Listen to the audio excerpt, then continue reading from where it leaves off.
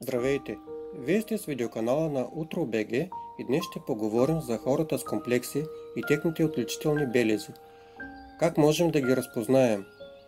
Те никога няма да признаят, че са такива, но ние винаги трябва да внимаваме какво говорим и правим, когато сме в тяхната компания.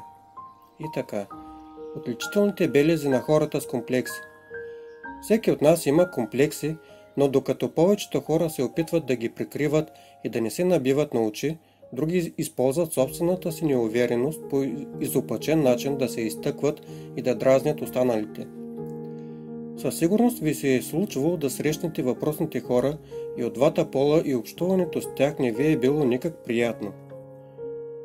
В началото може би им се смеете, но после тяхното постоянно мрънкане, себеизтъкване и обиди започват да ви идват в повече. За да не се натоварвате, е хубаво да избягвате подобни личности, а ето и как да ги опознаете отдалеч. Те винаги критикуват вида на останалите.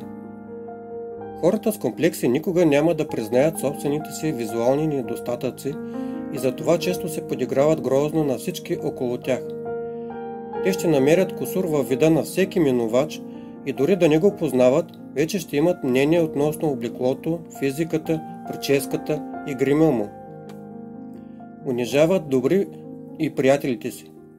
Всеки разговор с тях стига до момента, в който получавате саркастични забележки относно мнението си, постъпките си и дори постиженията си.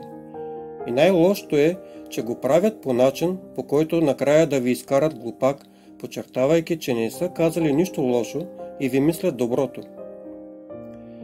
Тези хора се хвалят постоянно. Човек, който е неуверен за постиженията и успехите си, бърза да се похвали всякакви тривиални неща, за да сподели, че му се случва нещо. Дори да си е сготвил омлет за обяд, той ще го изкара като истински подвиг, намеквайки колко е добър и колко му се удава. Това е вменяване на фалшива увереност. Хората, които наистина са успели доволни от живота си, нямат нужда да го изтъкват и натрапват на другите. Те омаловажават постиженията на другите хора. Разбира се, хората с комплекси завиждат свирепо на всички, които са по-успели от тях, но никога няма да го признаят на глас. Затова те бързат да оплюят и омаловажават техните постижения. Тези хора не умеят да губят. Няма нищо по-лошо за неуверения човек от това да загуби.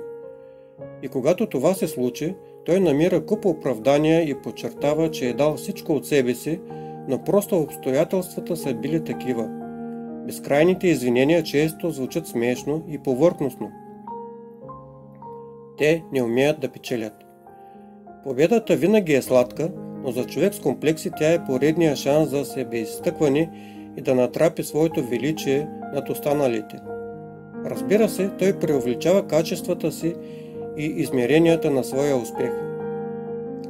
Тези хора правят нелепи заплахи. Когато някой се доближи до техните комплекси и дори се опита да ги извади на показ, неуверените хора минават в атака. Те бързат да се защитят дори без да има нужда, като сипят заплахи за имиджа, за работата, за името ви. Постоянно изтъкват грешките в миналото ви. Не дай се Боже да сте споделили с човек с комплекси някакви свои грешки или кофти постъпки в своето минало. Той не забравя и постоянно ви ги натяква, за да ви покаже, че не сте по-добър човек от него.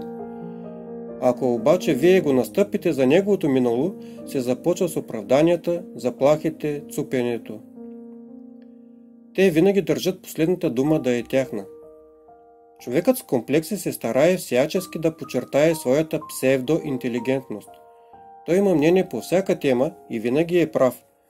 Затова държи и последната дума да е негова, дори да казва някаква абсолютна глупост. А вие какво мислите за отличителните белези на хората с комплекси?